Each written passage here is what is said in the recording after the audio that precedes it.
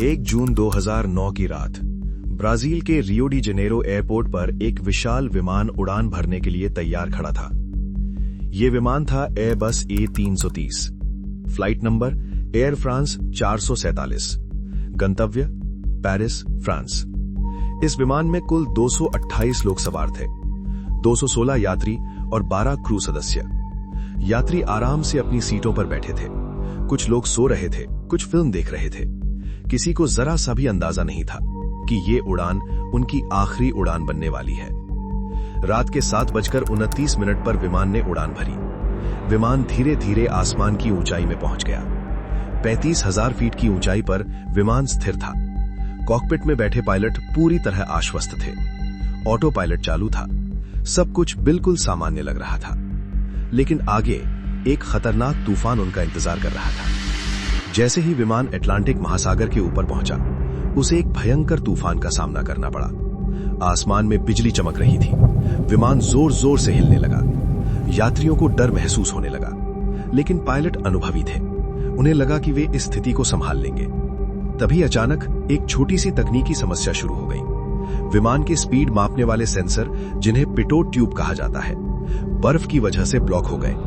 अब विमान का कंप्यूटर सही स्पीड नहीं बता पा रहा था। अचानक ऑटो पायलट बंद हो गया। कॉकपिट में अलार्म बजने लगा। अब विमान पूरी तरह पायलट के हाथ में था। लेकिन समस्या ये थी, पायलट को सही जानकारी नहीं मिल रही थी। इस स्थिति में पायलट घबरा गया। उसने विमान का कंट्रोल स्टिक पीछे खींच लिया। विमान ऊपर उठने लगा, लेकिन स्पीड कम थी और अचानक स्टॉल वार्निंग आने लगी। स्टॉल का मतलब होता है कि विमान हवा में अपनी ताकत खो रहा है। अब विमान धीरे धीरे नीचे गिरने लगा। पायलट समझ नहीं पा रहे थे कि क्या हो रहा है। कॉकपिट में तनाव बढ़ता जा रहा था। अगले 4 मिनट विमान लगातार नीचे गिरता रहा। पायलट ने बचाने की पूरी कोशिश की, लेकिन अब बहुत देर हो चुकी थी। 1 जून 2009 की रात विमान अटलांटिक महासागर में गिर गया। सभी 228 लोगों की मौत हो गई। कोई भी जीवित नहीं बचा। विमान महासागर की गहराई में खो गया। खोज अभियान शुरू किया गया। जहाज, विमान और पनडुब्बियां भेजी गईं, लेकिन कई महीनों तक कुछ भी नहीं मिला।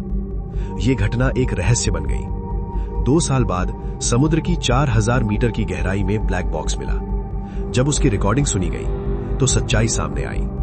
विमान तकनीकी खराबी से नहीं, बल्कि इंसानी गलती और भ्रम की वजह से क्रैश हुआ था।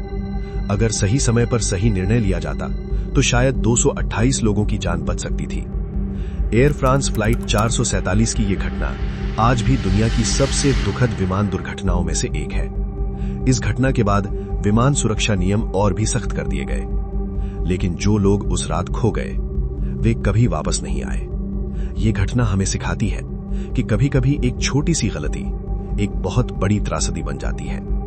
अगर आपको ये डॉक्यूमेंट्री वीडियो पसंद आई हो तो वीडियो को लाइक करें, चैनल मिस्ट्री यूनिवर्स ऑफिशियल को सब्सक्राइब करें और बेल आइकन दबाएं, ताकि आप ऐसी ही रहस्यमयी और सच्ची कहानियां सबसे पहले देख सकें।